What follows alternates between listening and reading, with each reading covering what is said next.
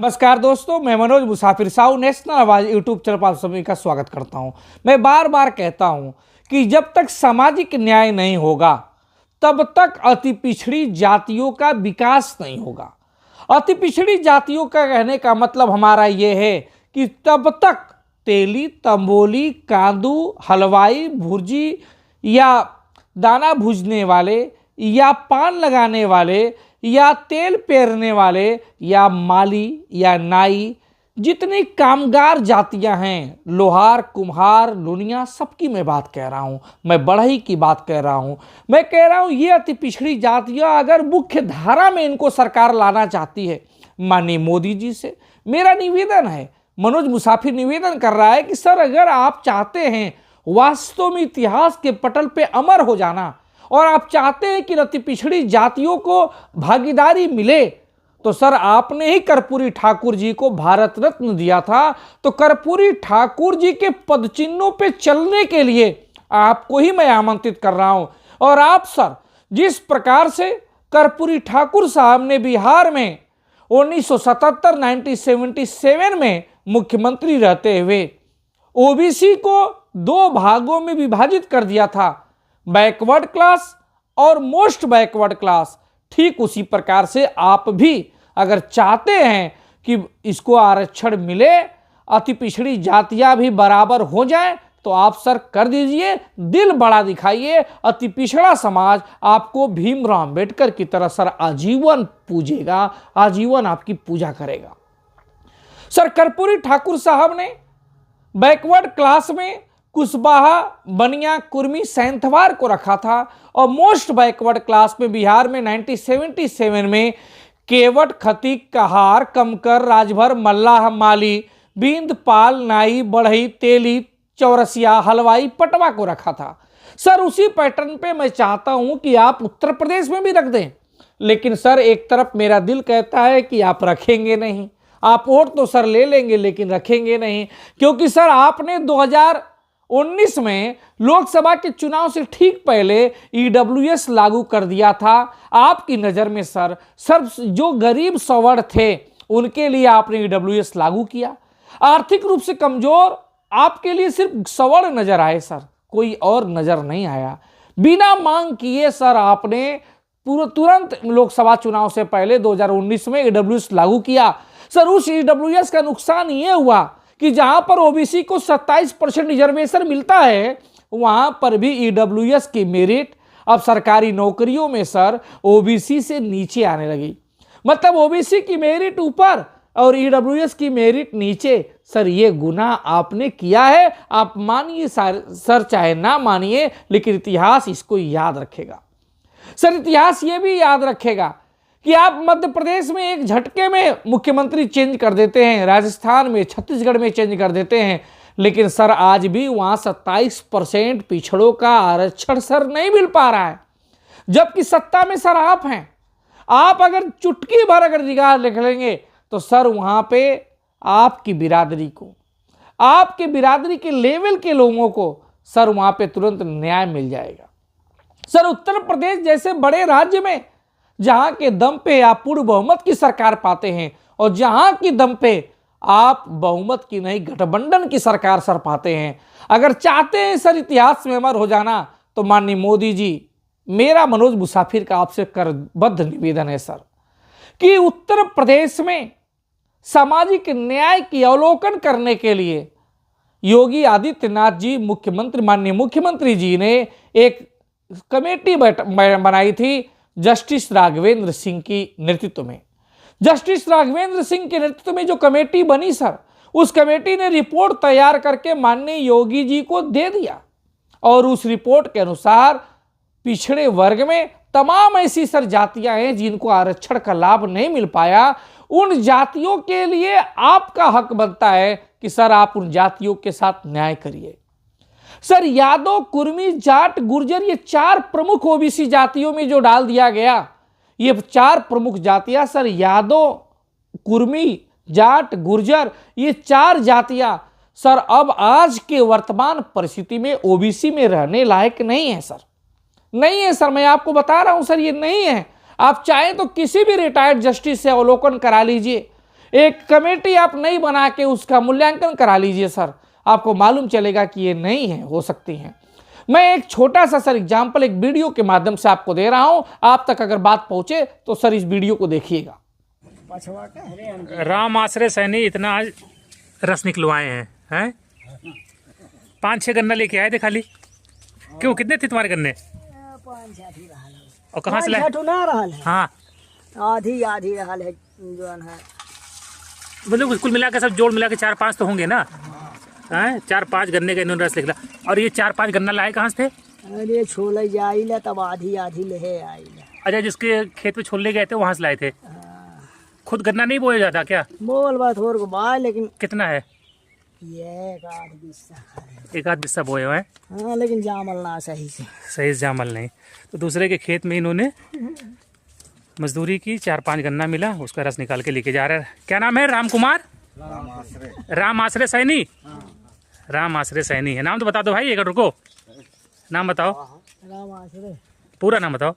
वाली माली राम आश्रय सैनी। तो आज ये इतना रस लेके जा रहे हैं। जाइए, ओके, धन्यवाद। इस वीडियो में सर एक व्यक्ति हैं राम आश्रय सैनी जी। अब राम आश्रय सैनी ये माली समाज से हैं। यादव जी के खेत में सर गए, इस बेचारे के पास इतनी भी खेती नहीं है राम आश्रय माली सैनी के पास कि सर वो अपनी खेती में से गन्ने का जूस पी सके। वो जूस जब उसके घर के बच्चे मांगने के लिए आए तो सर वो व्यक्ति गया, जानते किसके पास सर? वो गया यादव जी के पास। यादव जी के खेतों में गन्ना की छिलाई किया सर दिन भर, और गन्ना की छिलाई किया एज ए मजदूर सर। और मजदूरी में गन्ना की जब छिलाई किया, फिर उनका जितना टुकड़ा गन्ना था सब बटोरा, उसको पूरा गन्ना भी नहीं मिला, और टुकड़े टुकड़े वाले गन्ने को बटोर के उस यादव जी के मशीन पर सर आया। और आने के बाद सर वहाँ पे उसको वो जूस जो मिला, जो गन्ने का जूस मिला, सर उस जूस को अपने घर ले जाके अपने बच्चों को पिलाएगा। सर सोचिए आप कि ये दोनों जातियाँ ओबीसी की हैं। ये यादव भी ओबीसी में है और ये सैनी जो माली है ये भी ओबीसी में है सर। लेकिन दोनों के अंतर देखिए ना सर, एक के पास जमींदार की तरह खेत बाड़ी खूब है, चक्की कोलू सब कुछ है सर, दूसरे के पास कुछ नहीं है सर। दूसरे को अगर बच्चे को गन्ने का जूस पिलाना है तो उनके यहाँ जाएगा तो 4 गन्ने के लिए, सिर्फ 4 गन्ने के लिए सर उसे मजदूरी करनी पड़ेगी, उनका छिलना पड़ेगा सब गन्ना सर, गन्ना को बटोरना पड़ेगा, तब वो मेहनत करेगा बेचारा घंटों, तब जाके सर अपने बच्ची को जूस पिला पाएगा।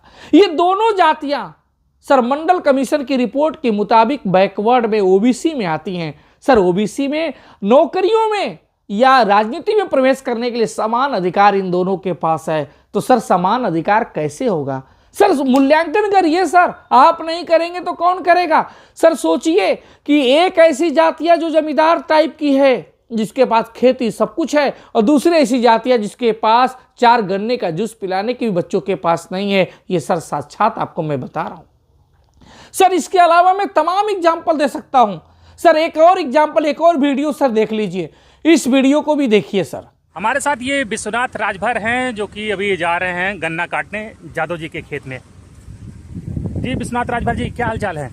ठीक है, ठीक है, बढ़िया है। बढ़िया है। कैसा चल रहा है सब खेती किसानी? बस ठीक है, चल रही है। कितना खेत है? खेत अपने पास बहुत कम है, हम तो जा रहे हैं ब्रिजेश का गन्ना काटने, मजदूरी। यादव जी के यहाँ गन्ना काटने जा रहे हैं मजदूरी पे? हाँ। कितनी एक दिन की दिहाड़ी है? जैसे अब दोपहर से जा रहे हैं 150 रुपया है। 150 रुपया है। हाँ। इस वीडियो में एक विश्वनाथ राजभर करके हैं, ये सर जाएंगे दोपहर में और शाम तक सर गन्ना छिलेंगे, और इनको 150 रुपया सर। 150 में क्या होता है सर? 150 रुपया, सिर्फ 150 रुपया में सर ये मजदूरी करेंगे। और मजदूरी ये राजभर जी किसका करेंगे सर? यादव जी का। इसका मतलब जमींदार सर कौन है? यादव जी। खेती किसके पास है? यादव जी के पास। और सर ये माली कभी राजभर ऐसे लोग जाते हैं और सर जाके मजदूरी करके अपना जीवन यापन करेंगे, जबकि दोनों ओबीसी की जातियां हैं सर। ये अब दोनों ओबीसी की जातियां हैं तो सर सामाजिक न्याय कहां होगा सर? उस ओबीसी में एक जमींदार और एक मजदूर दोनों को मिला देंगे सर, तो बताइए दोनों के बच्चे, आप सोचिए सर कि शहरों में जाके कंपटीशन की पढ़ाई कौन कर सकता है? यादव जी का परिवार का बच्चा कि ये माली और राजभर या तेली या तमोली या कमकड़ और कुम्हार या नाई का बच्चा, सर कौन करेगा? सर ये आपको सोचना है सर। इसलिए मैं सर निवेदन कर रहा हूं, सर छोड़िए वोट की राजनीति, छोड़िए सब कुछ, सामाजिक न्याय के लिए मनोज मुसाफिर की आवाज पे सर आह्वान कीजिए कि उत्तर प्रदेश में सामाजिक न्याय होगा। और सर अगर दिल बड़ा रखते हैं तो सर मैं आपको बता दूं, उत्तर केंद्र की सरकार ने 2017 में दिल्ली उच्च न्यायालय के पूर्व मुख्य न्यायाधीश जी रोहिणी के नेतृत्व में 4 सदस्यीय आयोग का गठन किया गया था 2017 में सर, 2 अक्टूबर 2017 गांधी जी के जयंती के दिन। और यह रिपोर्ट भारत के संविधान अनुच्छेद 340(2) के तहत राष्ट्रपति को सौंप दी गई है। रोहिणी आयोग की जो रिपोर्ट है, माननीय राष्ट्रपति जी के यहाँ ये रिपोर्ट सौंप दी गई है 340(2) के तहत। सर अगर आप चाहें, आपका अगर दिल करे तो आप इस रिपोर्ट को लागू कर दीजिए, और लागू कर देंगे तो मैं पक्का बता रहा हूं सर, आप इस देश के सबसे बड़े लोकतंत्र के पुरोधा के तौर पे गिने जाएंगे सर। आपका कद भीमराव अंबेडकर बाबा साहब से भी ज्यादा हो जाएगा सर।